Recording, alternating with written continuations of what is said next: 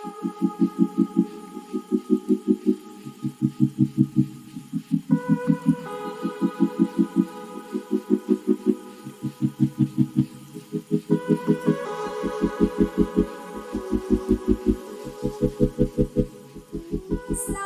everyone. Today we will discuss what is a substance. इसके अलावा इसके बाद हम क्या डिस्कस करेंगे एलिमेंट को. तो पहले हम सब्सटेंस को डिस्कस कर लेते हैं कि वो होता क्या है. सब्सटेंस को कह सकते हो it is a piece of matter in pure form. किसी भी मैटर का अगर हम एक पीस उठा लें उसकी प्योर फॉर्म में, कोई भी मैटर अगर अपनी प्योर फॉर्म में मौजूद है तो वो आप क्या कह सकते हो, वो एक सब्सटेंस है. सेकेंड पॉइंट है इसका कि it has a fixed composition. Fixed composition का क्या मतलब है यहाँ पे, अगर आप मेरे मैटर वाले लेक्चर को रिकॉल करेंगे तो वहां पे हमने याद करने की मैटर को दो चीजों में क्लासिफाई किया था, प्योर सब्सटेंसेस को और इम्प्योर सब्सटेंसेस को. उसके अंदर हमने इम्प्योर सब्सटेंसेस जो है उसके अंदर भी हमने होमोजेनियस मिक्सचर्स और हेटेरोजेनियस मिक्सचर्स को पढ़ा था. ठीक है, तो जो होमोजेनियस मिक्सचर्स है उसके अंदर जो डिफरेंशिएशन हमने की थी वहां पे हमने ये देखा था कि जो होमोजेनियस मिक्सचर्स होते हैं उनकी जो कंपोजिशन होती है वो क्या होती है, फिक्स्ड होती है. इसके अलावा जो आपका प्योर सब्सटेंसेस होते हैं उसके अंदर क्या होता है, एलिमेंट्स और कंपाउंड्स. तो जो एलिमेंट्स और कंपाउंड्स होते हैं उनकी भी कंपोजिशन क्या होगी, फिक्स्ड होगी. फिक्स्ड कंपोजिशन का मतलब यहाँ पे क्या है, फिक्स्ड कंपोजिशन का मतलब है कि ऐसा सब्सटेंस ऐसा जो है वो पीस ऑफ मैटर जिसके अंदर जो है वो one kind of material use हुआ हो, मतलब कि जो किससे बना हुआ, वन काइंड ऑफ मटेरियल से बना हुआ है, तो उसकी कंपोजिशन क्या है, फिक्स्ड है. थर्ड पॉइंट हम यहाँ पे देख लेते हैं कि इट हैज स्पेसिफिक प्रॉपर्टीज. वो प्रॉपर्टीज क्या है, वो प्रॉपर्टीज फिजिकल भी होती हैं और केमिकल प्रॉपर्टीज भी होती हैं. हर सब्सटेंस की जो वो अपनी एक अलग प्रॉपर्टीज होती हैं, चाहे वो फिजिकल हो या फिर वो केमिकल हो. फॉर एग्जाम्पल अगर मैं यहाँ पे जब केमिकल प्रॉपर्टीज में की एग्जाम्पल लेके चलूं तो आपका जो वाटर होता है उसकी पीएच क्या होती है, वाटर की पीएच 7 होती है. वो क्या होता है, वाटर न्यूट्रल होता है. इसके अलावा अगर मैं ब्लड की बात कर लूं तो ब्लड की पीएच क्या होगी, ब्लड की पीएच होती है 7.4. सही है, तो ये क्या है, ये केमिकल प्रॉपर्टी है जो कि स्पेसिफिक है. वाटर जो सब्सटेंस है उसकी अपनी जो है वो पीएच है और ब्लड की अपनी पीएच है. ये उन सब्सटेंसेस की आ गई, उन सब्सटेंसेस की हो गई केमिकल प्रॉपर्टीज. फिजिकल प्रॉपर्टीज की बात करें तो हर सब्सटेंस का एक अपना कलर होता है, एक अपनी जो है वो कह लो कि विस्कोसिटी होती है, फ्लूइडिटी होती है, सरफेस टेंशन होती है, डेंसिटी होती है. अगर आप हर सब्सटेंस को देखोगे हर सब्सटेंस का एक अलग फिजिकल प्रॉपर्टी होती है. ठीक है, हम यहाँ पे फोर्थ पॉइंट की बात करें तो यहाँ क्या लिखा हुआ है कि it could be an element और कंपाउंड. एक सब्सटेंस क्या हो सकता है, एक सब्सटेंस एक एलिमेंट भी हो सकता है और एक कंपाउंड भी हो सकता है. अच्छा, एलिमेंट कब वो होगा और कंपाउंड कब होगा, तो यहाँ ब्रैकेट में लिखा हुआ है कि एलिमेंट कोई भी सब्सटेंस एक एलिमेंट जब होगा जब वो जो है वो क्या होगा, होमोएटॉमिक होगा. होमोएटॉमिक से बड़ा कि जब उसके अंदर जो है सेम एटम्स मौजूद होंगे या सेम काइंड ऑफ एटम मौजूद होंगे तो वो क्या होगा, एक एलिमेंट होगा. लेकिन एक ऐसा सब्सटेंस जिसके अंदर जो है वो डिफरेंट काइंड्स ऑफ एटम जो है वो मौजूद हो, मुख्तलिफ एटम से मिलकर अगर कोई सब्सटेंस बना हुआ है तो वो क्या है, कंपाउंड है.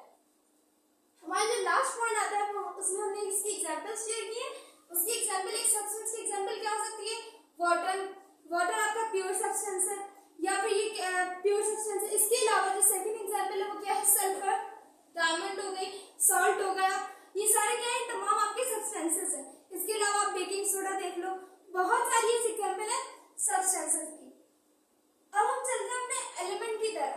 एलिमेंट क्या होता है, एलिमेंट के बारे में यहाँ पे लिखा हुआ है कि a substance in which all atoms are chemically identical. क्या मतलब, एक ऐसा कह लो सब्सटेंस, ये भी एक सब्सटेंस होता है. यहाँ पे मैंने आपको बताया था कि क्या होता है, एक सब्सटेंस एक एलिमेंट भी हो सकता है, एक कंपाउंड भी हो सकता है. अगर एक ऐसा जो है वो सब्सटेंस जिसके अंदर तमाम उसके जो एटम्स है वो केमिकली आइडेंटिकल हो, केमिकली सेम हो, तो उसको आप क्या कह सकते हो, एलिमेंट. सही, मतलब कि आप कह लो कोई क्लोरीन का एलिमेंट है. सही, क्लोरीन हो गया, इसके अलावा फ्लोरीन हो गया, ओजोन हो गया, आपके पास सल्फर हो गया. ये तमाम क्या है, एलिमेंट्स हैं. इसके अंदर सेम काइंड ऑफ एटम्स जो है वो मौजूद है. इसके अलावा आपके पास बहुत सारे, कार्बन हो गया और नाइट्रोजन हो गया, ये तमाम क्या है, एलिमेंट्स हैं. simpler form by chemical reaction. एक एलिमेंट ऑलरेडी अपनी एक क्या होती है, एक एलिमेंट ऑलरेडी अपनी जब वो सिंपलर फॉर्म में मौजूद होता है, एक अपनी ओरिजिनल फॉर्म में मौजूद होता है, उसके आप केमिकल रिएक्शन से फर्दर उसको सिंप्लीफाई नहीं कर सकते. इसके अलावा थर्ड पॉइंट है इसका कि it occurs in nature in free और कंबाइंड फॉर्म. क्या मतलब इस पॉइंट का कि एक एलिमेंट जो है वो एक फ्री फॉर्म में भी रह सकता है और इसके अलावा इसकी कंबाइंड फॉर्म में भी रह सकता है. फ्री फॉर्म में अगर हम इसी की एग्जांपल देखें तो फ्री फॉर्म में आपके पास आ जाता है ओजोन, सल्फर, क्लोरीन, फ्लोरीन. ये तमाम क्या है, फ्री फॉर्म है. इसके अंदर सेम नंबर ऑफ सेम जो है वो एटम्स है. तो ये क्या है, एक एलिमेंट है लेकिन वो क्या है, फ्री फॉर्म में. आपको ये किसी और के साथ कंबाइंड नहीं है, किसी दूसरे एलिमेंट के साथ या किसी दूसरे एलिमेंट के एटम्स के साथ कंबाइंड फॉर्म में नहीं है. तो ये क्या है, इसकी फ्री फॉर्म है एक एलिमेंट की. कंबाइंड की अगर मैं बात करूं तो इसकी एग्जांपल आ जाती है आपके पास वाटर, NaCl, बेकिंग सोडा हो गया. ये तमाम क्या है, कंबाइंड फॉर्म. इसमें क्या है, दो एटम्स हाइड्रोजन के, एक एटम ऑक्सीजन का है. तो ये दो एलिमेंट है जो कि क्या है, आपस में कंबाइंड फॉर्म में एग्जिस्ट कर रहे हैं. NaCl में देख लिया सॉल्ट में, तो इसके अंदर एक जो है वो एटम सोडियम का है, एक एटम जो है वो क्लोरीन का है. दोनों एलिमेंट क्या है, आपस में कंबाइंड फॉर्म में मौजूद है. थर्ड पॉइंट इसका क्या है, इट. इसका फोर्थ पॉइंट देख लेते हैं. फोर्थ पॉइंट इसका ऑल्सो कॉल्ड एलिमेंट को आप क्या कह सकते हो, होमो एटॉमिक मॉलिक्यूल. यहाँ पे भी यही बात डिस्कस हुई थी कि सब्सटेंस अगर होमो एटॉमिक होगा तो वो एक एलिमेंट होगा. तो यहाँ पे ये कह रही है कि एक एलिमेंट जो है उसका दूसरा नाम क्या हो सकता है, होमो एटॉमिक मॉलिक्यूल. क्योंकि जो मॉलिक्यूल होता है वो एक एलिमेंट भी हो सकता है और वो एक कंपाउंड भी हो सकता है.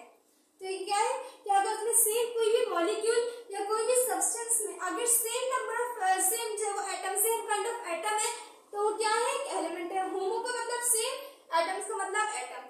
सेम नेचर ऑफ एटम या सेम काइंड ऑफ एटम है तो वो क्या है, एलिमेंट है. उसका दूसरा नाम क्या दे सकते हो, होमो एटॉमिक मॉलिक्यूल. अब इसका जो लास्ट पॉइंट है वो ये है कि it is classified into metals, non metals and metalloids.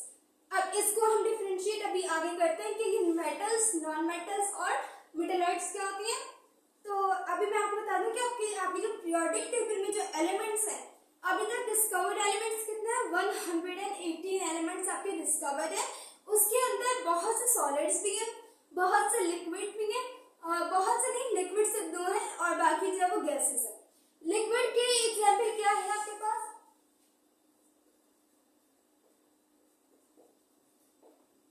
आपके पीरियोडिक टेबल में ये दो एलिमेंट जो है वो लिक्विड फॉर्म में मौजूद है, ब्रोमीन और मरकरी. मरकरी क्या है, मेटल है. ब्रोमीन क्या है, नॉन मेटल है. तो मेटल्स, वैसे तो ज्यादातर मेटल्स आपके सॉलिड इन नेचर होते हैं, लेकिन मरकरी एक वाहिद ऐसा मेटल है जो कि लिक्विड फॉर्म में मौजूद है. और ये क्या है, ये दो ही कह लो कि पूरे पीरियोडिक टेबल में ये दो ही के ऐसे जो है वो एलिमेंट्स हैं जो कि अपनी लिक्विड फॉर्म में मौजूद है. लेकिन ज्यादातर जो पीरियोडिक टेबल में एलिमेंट्स है वो क्या है, सॉलिड इन नेचर है और इसके अलावा मेटालिक इन नेचर है.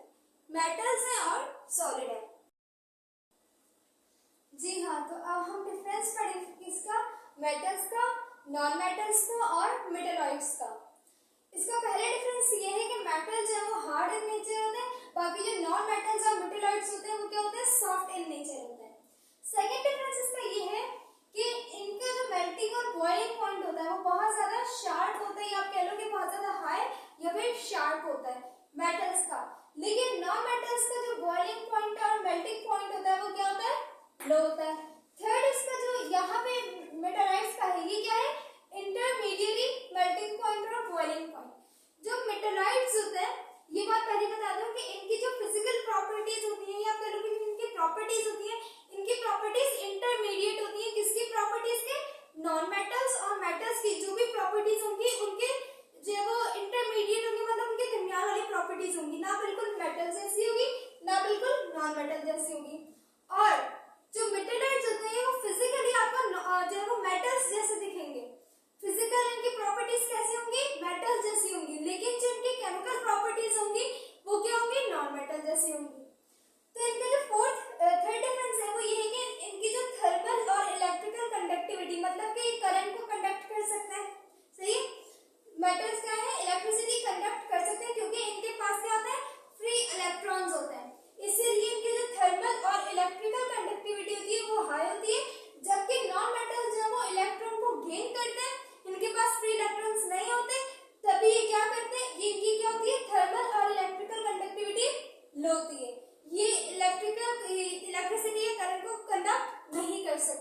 ये हीट कंडक्ट कर सकता है, ये हीट भी कंडक्ट कर सकते हैं और करंट भी कंडक्ट, इलेक्ट्रिसिटी भी कंडक्ट कर सकते हैं।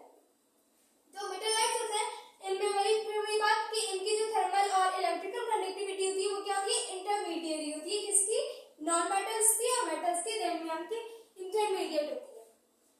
फोर्थ आपका पॉइंट ये है कि जो मेटल्स होते हैं वो शाइनी इन नेचर होते हैं। जो आप इसकी जो है वो आप कह लो कि फिजिकली आप इनको देखोगे, अपीयरेंस होती है वो इनकी शाइनी होती है, इसके अलावा रिफ्लेक्टिव अपीयरेंस होती है इनकी, मतलब कोई भी आप इसके ऊपर लाइट जो है वो आप इसके ऊपर थ्रो करोगे या लाइट को स्ट्राइक करवाओगे तो वो क्या कर जाएगी, रिफ्लेक्ट कर जाएगी। जबकि नॉन मेटल्स में ऐसा नहीं होता, ये डल इन नेचर होता है, मतलब फिजिकली ये डल अपीयरेंस होती है इनकी, इसके अलावा नॉन रिफ्लेक्टिव होते हैं और सेम एज मेटलाइट्स। मेटलाइट्स के भी साथ यही है कि वो डल होते हैं और नॉन रिफ्लेक्टिव होते हैं। पांचवी इसकी जो है वो प्रॉपर्टी है वो ये है कि ये डेंसर होते हैं, इनकी जो डेंसिटी होती है वो बहुत ज्यादा हाई होती है, जबकि नॉन मेटल्स और मेटलाइट्स की डेंसिटी जो है वो लो होती है और इनकी डेंसिटी, वही मैंने आपको बताया था कि इनकी प्रॉपर्टीज क्या होती है, नॉन मेटल्स और मेटल्स की इंटरमीडिएट होती है, तो वही इनकी भी डेंसिटी क्या होती है, इंटरमीडिएट डेंसिटी होती है। सिक्स आपका पॉइंट ये है कि ये सॉलिड होते हैं रूम टेम्परेचर पे। रूम टेम्परेचर मतलब ये नॉर्मल आपका टेम्परेचर होता है, इस पे ये क्या होता है, सॉलिड इन नेचर होता है। जबकि जो नॉन मेटल्स होते हैं वो क्या होते हैं, सॉलिड भी होते हैं, लिक्विड भी होते हैं और गैस भी होते हैं। वो डिपेंड करता है आपके एलिमेंट पे कि कौन सा एलिमेंट सॉलिड है, कौन सा एलिमेंट क्या है। कुछ एलिमेंट्स ऐसे हैं जो नॉन मेटल्स है, सॉलिड इन नेचर है रूम टेम्परेचर पे, कुछ एलिमेंट्स ऐसे हैं जो लिक्विड इन नेचर है और कुछ एलिमेंट्स ऐसे हैं जो गैसियस नेचर है रूम टेम्परेचर पे और वो क्या है, नॉन मेटल है। इसके ऊपर आ जाते हैं मेटलाइट के ऊपर, तो ये भी क्या है, रूम टेम्परेचर पे तो ये सॉलिड होता है, लेकिन अगर इनको हीट किया जाए तो ये फॉयल से किस में कन्वर्ट हो सकते हैं, लिक्विड में भी कन्वर्ट हो सकते हैं और गैस में भी कन्वर्ट हो सकते हैं फॉयल से अगर इनको हीट किया जाए तो। अब इसका जो सेवेंथ पॉइंट है वो ये है कि जो मेटल्स होते हैं वो इलेक्ट्रॉन्स को लॉस कर सकते हैं, इसके अलावा जो नॉन मेटल्स होते हैं वो क्या करते हैं, इलेक्ट्रॉन को गेन कर सकते हैं। इलेक्ट्रॉन लॉस करके ये क्या बनाते हैं, ये पॉजिटिव आयंस बनाते हैं। जाहिर है कि एक एटम है, न्यूट्रल एटम है, उसके अंदर से आपने एक इलेक्ट्रॉन को हटा दिया तो उसके ऊपर पॉजिटिव चार्ज आएगा। या आप कह लो कि इसकी एग्जांपल ऐसे ले लो कि जो है एक बंदा है जो कि जो है वो अपना किसी की हेल्प करने के लिए अब वो अपने पैसे जो है वो डोनेट कर रहा है, ठीक है, जो डोनेट कर रहा है तो उसको पॉजिटिव वाइब्स आ रही है, पॉजिटिव फीलिंग आ रही है। लेकिन एक ऐसा बंदा जिसकी हेल्प हो रही है वो क्या कर रहा है, गेन कर रहा है, उसी पैसे को ले रहा है, लेकिन रिसीवर है वो, ठीक है, तो उसको क्या है, थोड़ी नेगेटिव फीलिंग आएगी। तो जो इलेक्ट्रॉन लॉस करते हैं वो पॉजिटिव आयन बनाते हैं जो कि क्या होता है, कैटायन, और जो लॉस करते हैं इलेक्ट्रॉन्स वो गेन करते हैं वो क्या होता है, वो नेगेटिव आयन बनाते हैं जिसको आप कहते हैं एनायंस। तो नॉन मेटल जो है वो एनायंस बनाते हैं और जो मेटल्स होते हैं वो पॉजिटिव आयंस बनाते हैं, दैट इज कैटायंस। आपके पीरियोडिक टेबल में जो फर्स्ट और सेकंड एक ग्रुप है, उसमें जो फर्स्ट और सेकंड एक ग्रुप है वो क्या है, वो मेटल्स है और बाकी क्या है, नॉन मेटल्स है। ट्रांजिशन एलिमेंट जो होते हैं ना वो बी के, ग्रुप बी के, वो भी मेटल्स है, मैं ग्रुप ए की बात कर रही हूँ। इसके अलावा आप इसकी एग्जांपल देख सकते हैं कि नॉन मेटल्स की जो है वो एग्जांपल में क्या आ जाता है, आपका आयरन आ गया, गोल्ड आ गया, सिल्वर आ गया। इसके अलावा भी बहुत सारे जो है वो मेटल्स हैं आपके पास, आपको पता होगा। इसके अलावा जो नॉन मेटल्स है वो क्या है, कार्बन आ गया, क्लोरीन आ गया, हाइड्रोजन है, नाइट्रोजन है, ऑक्सीजन है, बहुत तमाम जो है वो बहुत सारे नॉन मेटल्स भी हैं। इसके अलावा मेटलाइट्स में क्या आ जाता है, मेटलाइट्स आपके मोस्टली सेमीकंडक्टर्स होते हैं, जैसे कि बोरोन हो गया, सिलिकॉन हो गया, जर्मेनियम हो गया।